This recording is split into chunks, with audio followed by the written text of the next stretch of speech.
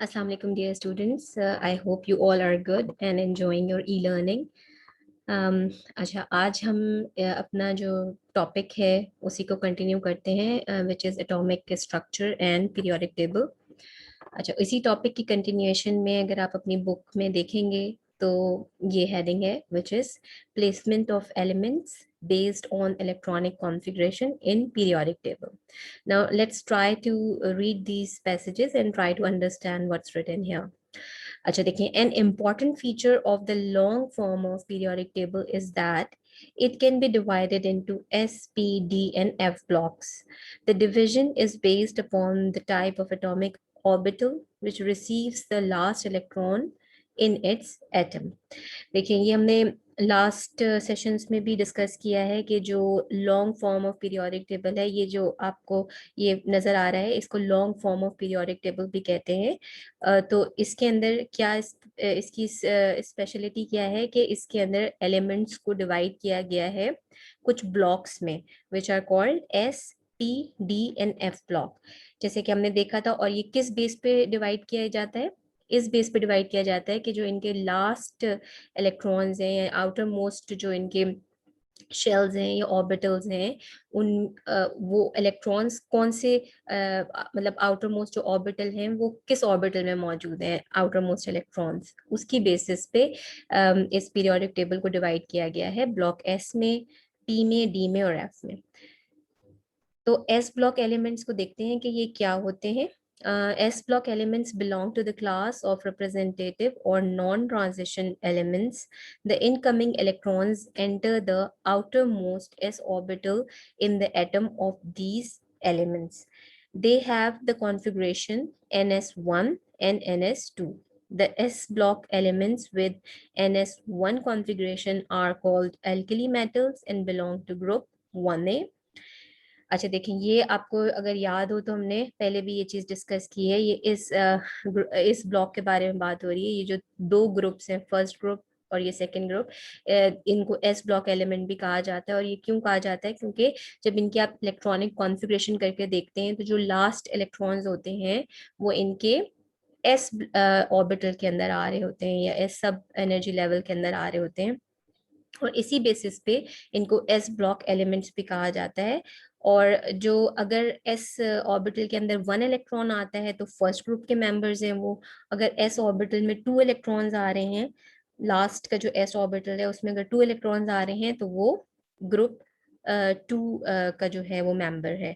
ठीक है, I think ये जस्ट रिविजन है, ये हम पहले भी चीजें डिस्कस कर चुके हैं, तो आपको ये कॉन्सेप्ट बहुत अच्छे से क्लियर हो गया होगा।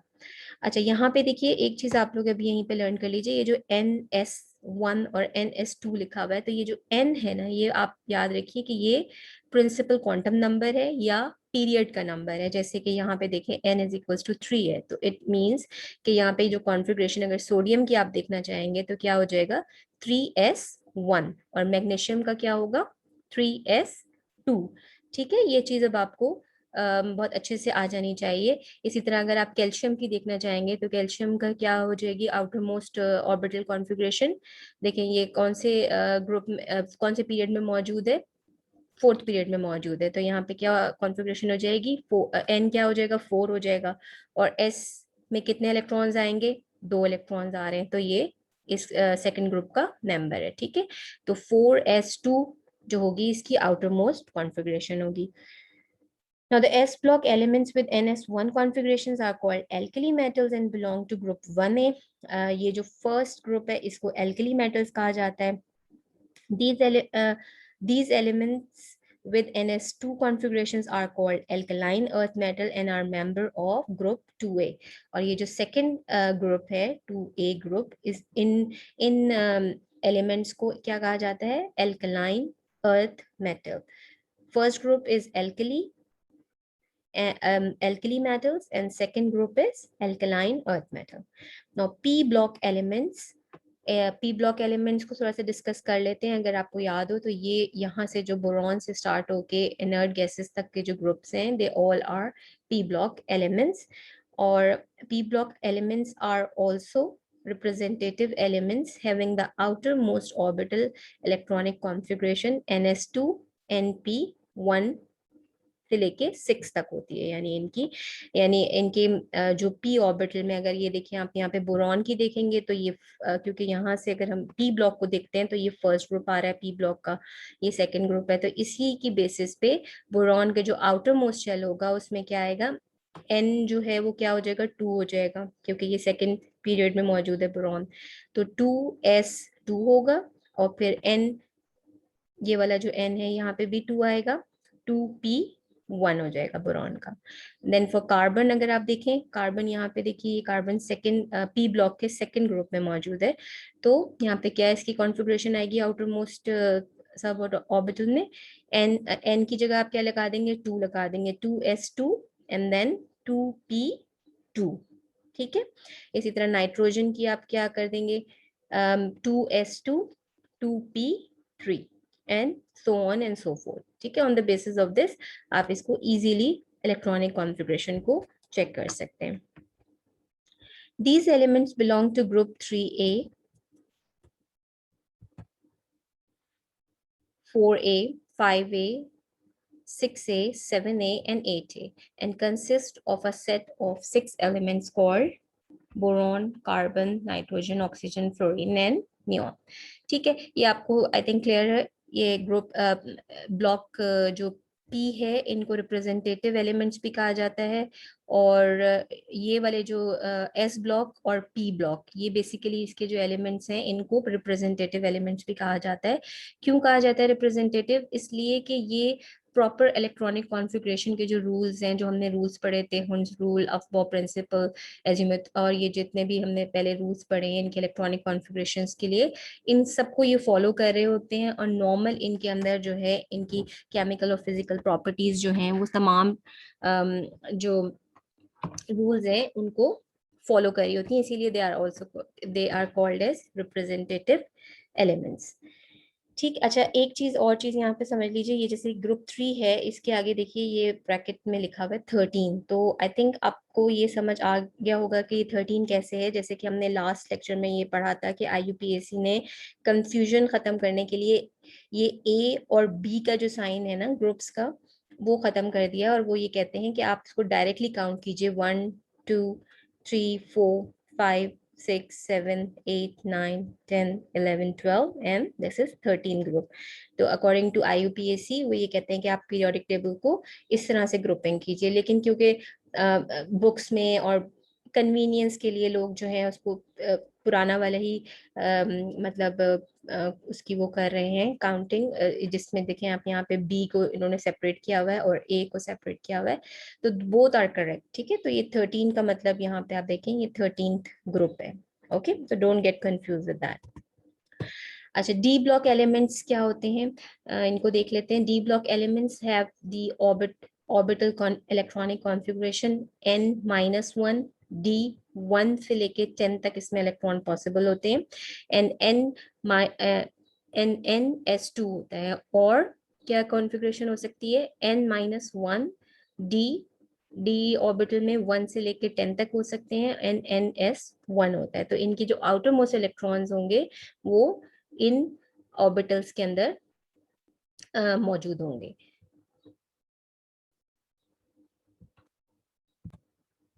अच्छा, the last electron enters the n-1 d orbitals. अच्छा, अब देखिए आप अगर यहाँ पे देखिए स्कैंडियम के देख लेते हैं, इसकी एग्जांपल अगर आप चेक करें तो अगर इसमें आप n क्या है यहाँ पे, कौन से पीरियड में है स्कैंडियम, 1 2 3 एंड 4, तो इसके अकॉर्डिंग भी क्या होगा, 4 - 1 3, तो 3d ऑर्बिटल के अंदर जो लास्ट इलेक्ट्रॉन है वो स्कैंडियम का लास्ट इलेक्ट्रॉन 3d ऑर्बिटल में आएगा, ठीक है। The elements are called transition element, a set of 10 and lie between S and P block. Example member of first transition series is from copper, zinc, scandium, tin, V, chromium, Mn, iron, cobalt, nickel, and they belong to the group 1b से लेके to 8b, ठीक है। तो ये आप देख लीजिए यहाँ पे ये वाला जो ब्लॉक है आपका, this is D block and it is also called as transition elements, और इनके जो आउटर मोस्ट वैलेंस इलेक्ट्रॉन्स हैं वो आपके किस में आते हैं, डी ब्लॉक में आते हैं या d सब ऑर्बिटल के अंदर मौजूद होते हैं. Now comes to F block element. F block elements have the general orbital electronic configuration n minus 2 F 1 से लेके 14 इलेक्ट्रॉन NS2. ना आपको पता है कि F block elements जो हैं वो बेसिकली ये दो जो सीरीज हैं लेंथेनाइड्स एंड एक्टिनाइड्स, क्योंकि यहाँ देखिए ये LA और AC है, ये मैंने आपको पहले बताया था कि ये वाला जो पीरियड्स हैं ये दो, इनकी जो प्रॉपर्टीज है ना ये बाकी के एलिमेंट्स ऑफ पीरियोडिक टेबल से बहुत डिफरेंट है, इसीलिए इनको निकाल के पीरियोडिक टेबल से बाहर रखा गया है और इनको यहाँ से लेंथेनाइट से ऑनवर्ड्स वाले जो एलिमेंट्स हैं एटॉमिक नंबर वाले एलिमेंट्स उनको यहाँ पे इस सीरीज में डाला गया है, इसीलिए इनको लेंथेनाइट्स कहा गया है. और ये एक्टिनाइट के बाद वाले जो एलिमेंट्स हैं एटॉमिक एक्टिनाइट के बाद वाले जो एटॉमिक नंबर वाले जो एलिमेंट्स हैं उनको इस पीरियड में डाला गया है और इसीलिए इनको एक्टिनाइट सीरीज कहा जाता है. और अगर आप इनकी आउटर मोस्ट इलेक्ट्रॉनिक कॉन्फ़िगरेशन देखना चाहें, जैसे कि ये आप इस फर्स्ट एलिमेंट को देखें तो ये कौन से पीरियड के अंदर मौजूद है, अगर आप यहाँ से काउंट कीजिए 1 2 3 4 5 6 पीरियड है लेंथेनाइट ग्रुप का. ठीक है, तो इसकी जो कॉन्फ़िगरेशन होगी वो क्या हो जाएगी, 6 minus 2 will be 4. तो आपके पास क्या आ जाएगा 4F and then electrons will be from 1 to 14, क्योंकि यहाँ पे आप देखिए कि 14 एलिमेंट्स जो हैं वो मौजूद हैं, तो उसके अकॉर्डिंगली फिर आप उनकी इलेक्ट्रॉनिक कॉन्फ़िगरेशन कर देंगे. ठीक है, और इसी को आप ये वाली अगर आप देखें n-2 F1 till 14, सो n-2 ये वाला जो है ये इस वाली सीरीज एक्टिनाइट सीरीज जो है उसके आउटर मोस्ट वैलेंस इलेक्ट्रॉन्स के लिए ये वाली इलेक्ट्रॉनिक कॉन्फ़िगरेशन फॉलो होगी. ठीक है, these elements are also called inner transition elements. They are assigned a special place at the bottom of the periodic table as members of first or lanthanide series, in which 4f orbitals are being filled to get a set of 14 elements, and the members of second or actinide series, in which 5f orbitals are in the process of completion. ठीक है, as I told you कि ये दोनों में आपने इस electronic configuration को इन्होंने फॉलो किया है, दोनों में 14 एलिमेंट्स हैं और इनको इनकी प्रॉपर्टीज जो हैं वो बाकी पीरियोडिक टेबल से मैच नहीं कर रही, इसीलिए इनको पीरियोडिक टेबल से किससे सेपरेट रखा गया है, बाहर इनको प्लेस किया गया है. According to recommendation of IUPAC adopted in 1984, the groups are numbered 1 to 8 as shown in the table 1.4. Thus, the alkali metal group 1A becomes 1, while alkaline earth metals become 2, and so on and so forth. As I told you, ये numbering अभी जो हमने पहले भी discuss की है कि ये 1 से लेके 18 तक टोटल जो है हमारे पास वो ग्रुप्स आ जाते हैं according to new numbering of IUPAC. The D block or transition elements are labeled from group 3 to 12. The noble or inert gases are placed in group 18. ठीक है, ये क्लियर हो गया होगा आप सबको.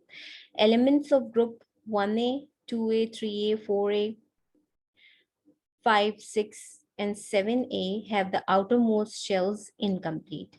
ठीक है, ये भी आपको क्लियर है कि जो ये यहाँ से लेके आपके फ्लोरीन तक के जितने भी एलिमेंट्स हैं इन सब के अंदर क्या है कि आउटर मोस्ट जो शेल्स हैं इनके इनकम्प्लीट होते हैं. किसी में एक की कमी है, एक इलेक्ट्रॉन आ जाए तो उसका ऑक्टेट कंप्लीट हो जाएगा, किसी में 2 की कमी है, किसी में 4 की कमी है. सब के आउटर मोस्ट जो शेल्स हैं दे ऑल आर इनकम्प्लीट. ठीक, एंड किसके और कंप्लीट कौन से ब्लॉक के हैं, इस ब्लॉक के. Elements of 0 that is 18 group are called inert or noble gases and have shells completely filled. ये वाला जो आपका ग्रुप है लास्ट वाला 18 ग्रुप और 8A ग्रुप जो है ये completely filled outermost shells हैं इनके. Now let's see, there are some anomalies. Anomalies का मतलब होता है कि एक बेसिक जो ट्रेंड है या कुछ डिफरेंस होना किसी चीज के अंदर दूसरों से डिफरेंट होना, उसको कहते हैं एनोमलीज. तो उसको थोड़ा सा चेक कर लेते हैं कि क्या एनोमलीज हैं पीरियोडिक टेबल के अंदर. Elements of second period at the top of group 1 to 7 are sometimes called head elements. They are interesting because some of the properties of these elements and their compounds are slightly different from those of the other elements in their respective group. Now elements of second period, वो कह रहे हैं कि जो second period है, इनके जो top वाले जो एलिमेंट्स हैं जैसे lithium, beryllium, boron, carbon, nitrogen, oxygen and fluorine, ये जो टॉप एलिमेंट्स हैं इनको हेड एलिमेंट्स भी कहा जाता है। और ये थोड़े से इनकी प्रॉपर्टीज जो है ना वो थोड़ी सी इंटरेस्टिंग होती है इन द सेंस कि they are different from their group members. जैसे कि लिथियम की प्रॉपर्टीज जरा सी स्लाइटली डिफर करती हैं फ्रॉम सोडियम, बेरिलियम की अपने ग्रुप से थोड़ा डिफर करेंगी, बोरॉन की अपने ग्रुप के साथ थोड़ी डिफर करेंगी। और ऐसा क्यों हो रहा है? क्योंकि इनका जो, अगर आपको याद हो कि इनके जो साइज हैं, साइज ऑफ द एटम है वो बहुत छोटे हैं अगर आप कंपेयर करते हैं इनके फॉलोइंग ग्रुप्स में। और क्यों कम है इनके साइज? क्योंकि they are in the second period. आपको पता है इनके जो एजीमुथल प्रिंसिपल क्वांटम नंबर इनका 2 है, तो इनके पास जो ऑर्बिटल साइज है इनका वो बहुत छोटा है as compare to their family members. Like lithium जो है उसका साइज बहुत छोटा है एज कंपेयर टू पोटेशियम, क्योंकि पोटेशियम के अंदर कितने और मजीद शेल्स आ जाएंगे।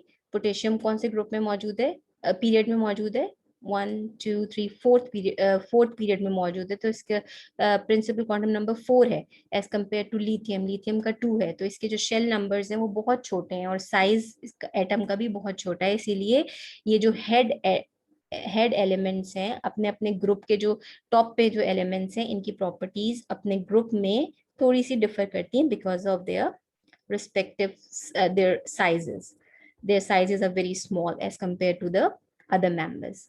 These instinctive properties can be attributed to the smaller size of their atoms, their higher electronegativities and ionization energies.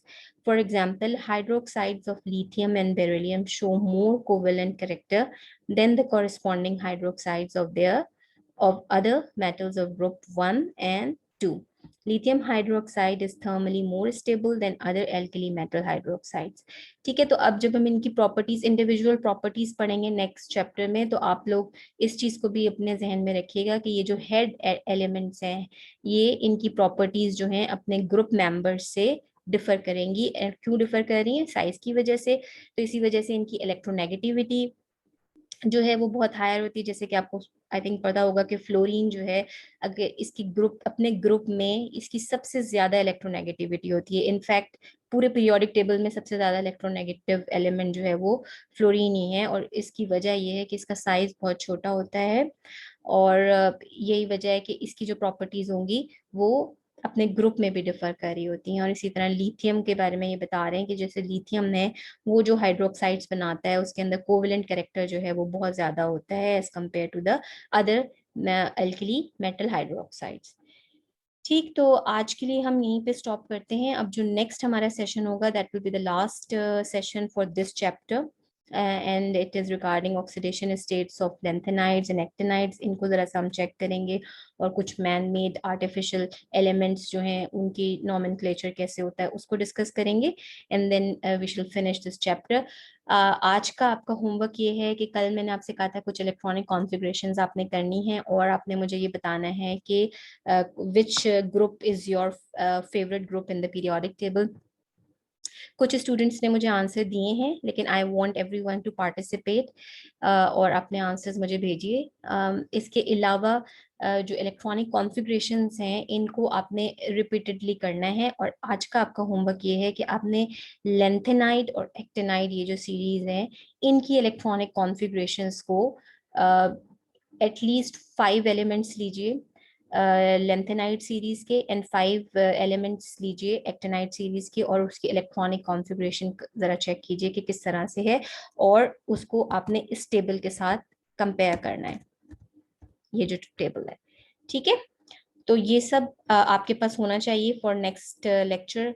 It's very important कि आपको पता हो कि लेंथेनाइड और एक्टिनाइड सीरीज की इलेक्ट्रॉनिक कॉन्फ़िगरेशन ये यहाँ पे ये मौजूद है। लेंथेनाइड्स एंड एक्टिनाइड्स इनकी इलेक्ट्रॉनिक कॉन्फ़िगरेशन आपने करनी है 5 एलिमेंट्स की।